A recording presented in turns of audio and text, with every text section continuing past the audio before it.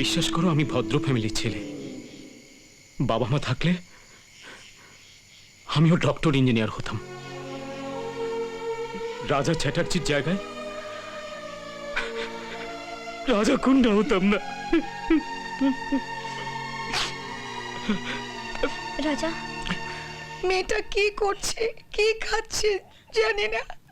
ও কোনোদিন আমাদের ছেড়ে কোথাও যায়নি। তুমি শান্ত হও, ওরকম করো না। ওর মতো নিষ্পাপ মেয়ে ঠাকুর কোনো ক্ষতি করবে না। আমার গাঁয়ের বুড়ো শীতকালে আমি মানত করেছি, দিদিমণি ফিরে এলে ওই মন্দিরটা আমি পাকা করে বাঁধিয়ে দেবো।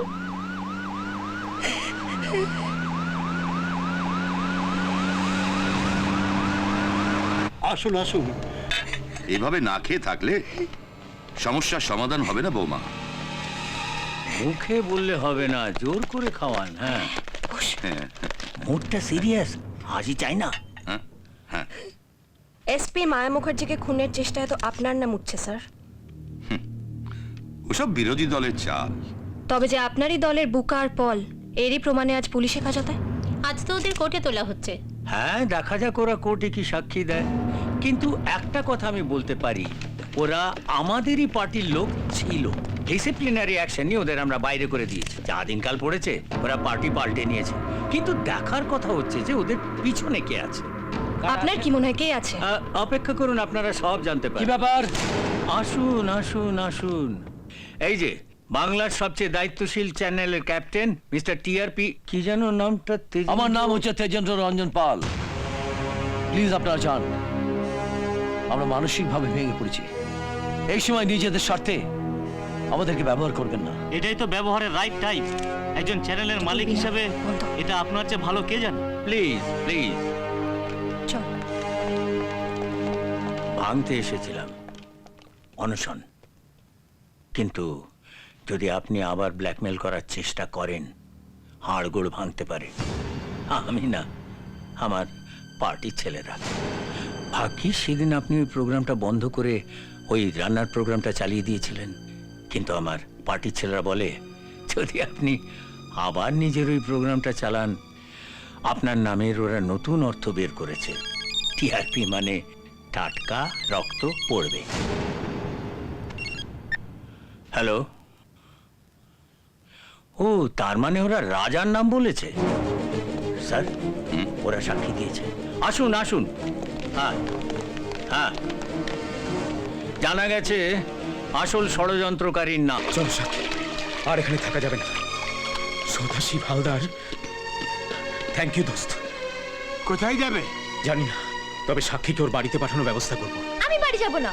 ছেলে মানুষই করো না। নতুন জীবন, নয়া দौर, ভালো, খুব ভালো। তবে अंग्रेजों के जमाने का ये मजनू আবার একা হয়ে গেল। আমরা আবার আসবো তোমার কাছে। এখন চলি। हाँ, चोली बोलते नहीं, चोली बोलते नहीं, कभी अलविदा ना कह। हाँ, चल।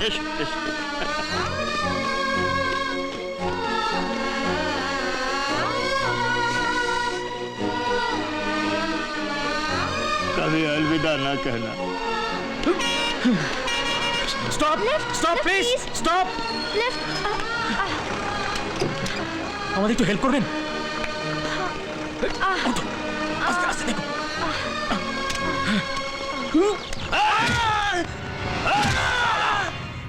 রাজার এত স্পর্ধা, তোদের মেরে আমায় এমএমএস পাঠাচ্ছে।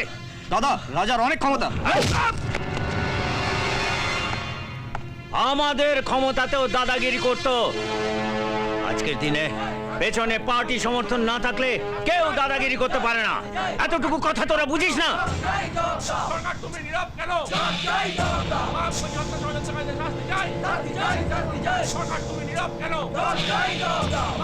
শুনছিস? রাজাকে আমার চাই।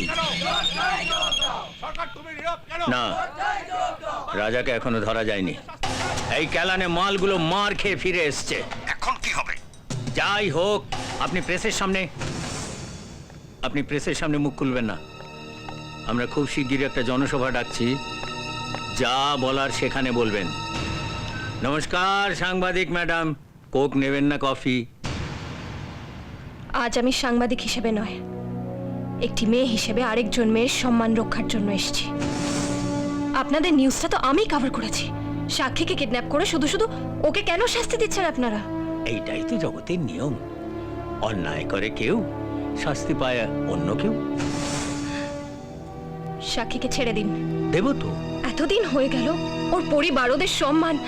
ওরা বড় লোক, ওদের কাছে পয়সা আছে, বদনাম গায়ে লাগবে না। আপনারা পয়সা দিয়ে সব পাপ ধুতে পারেন, পয়সা দিয়ে খুনির মুখ বন্ধ করতে পারেন, পয়সা দিয়ে ভোট কেনেন। পয়সার জন্য রাজনীতিটাকে আজ ব্যবসায় পরিণত করেছেন। জনগণের সেবা করবেন বলে নেতা হন, আসলে নিজে রাখের গোছান। দেখছি আজকাল সাংবাদিকদের সাহস এবং ক্ষমতা দুটোই অনেক বেড়ে গেছে।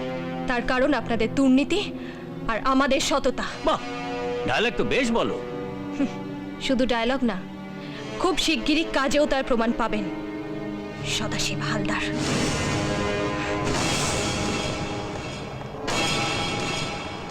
রাজার সাক্ষীকে খুঁজে বার করুন। স্যার, সদাশিব বাবুরা তো জানেন রাজা কোথায়। নো নো নো, দিল্লি যাওয়ার কথা ছিল কিন্তু মাঝপথে অন্য কোথাও।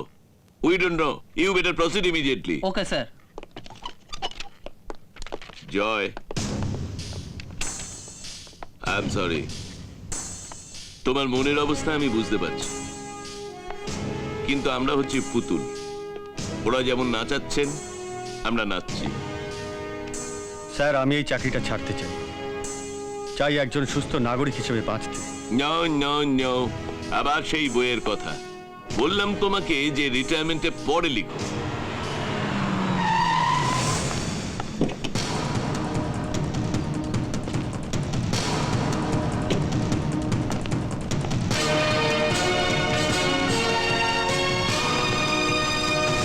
আমার বোন কোথায়? আমি কিন্তু আর চুপ করে থাকবো না। স্কাউন্ডার। একটা বাংলা প্রবাদ সম্প্রতি চালু হয়েছে। কাল থেকে নিজের চ্যানেলে ঘন্টার পর ঘন্টা সেটা প্রচার করবেন। বাংলার মানুষেরা বুঝে শুনে গালমার। রেগে যাবে ভগবান সদাশিব হালদার। আচ্ছা, ভগবান সদাশিব হালদার? তাহলে বাংলার মানুষ সদাশিব হালদারকে ভগবান মনে করছে? একটা কথা কান খুলে শুনে রাখো সদাশিব হালদার, এই তেজেন্দ্র রঞ্জন পাল আসল ভগবান ছাড়া কোন দুপে জানোয়ারকে ভয় পায় না। ও তাই নাকি? তবে চিন্তা কিসের? বোন তো শ্বশুর বাড়ি যেতই, তার বদলে আমি আপনাকে জমের বাড়ি পাঠাবো। আপনি জানেন না একটা চ্যানেলের কতখানি ক্ষমতা? শুধুমাত্র আমি জানি, কিন্তু চোরা না শুনে ধর্মের কাহিনী। শুনবে শুনবে, চোরের চুরি আজ না হয়তো কাল ধরা পড়বেই, তখন তাকে ধর্মের পায়ে পড়তে হবে।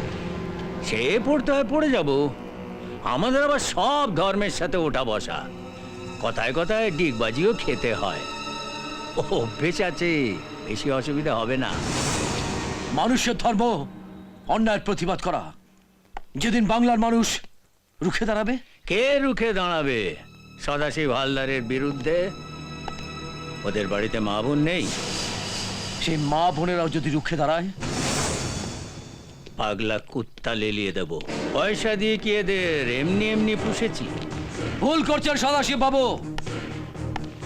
পয়সা খরচা করে এদের আপনি গুন্ডা বদমাশ বানিয়েছেন ঠিকই, কিন্তু এরা কুকুর কেউ নয়, এরাও মানুষ।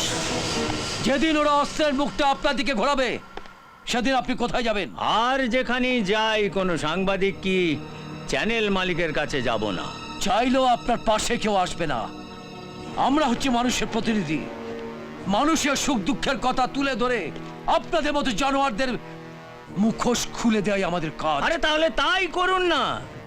চোরের মতন লুকিয়ে আমাদের কাছে এসে কান্নাকাটি করছেন কেন? চোরের মতন লুকিয়ে নয়, সবার সামনে প্রকাশ্যে আমি আপনার মুখোশটাকে খুলে দেব। শুধু আগে আমার বোনটাকে ফিরে পাই, তারপর তারপর তোমার বোনটাকে ফেরত পাবে কিনা জানি না, তবে ওর লাশটা না পেলে আমাকে জানিও।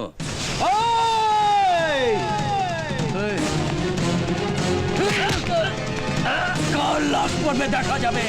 একটা কথা শুনে রাখো সদাশিব হালদার, বাপ কিন্তু বাপ ছাড়ে না। আমি আমার বোনকে ফিরিয়ে আনবই। এই জীবনে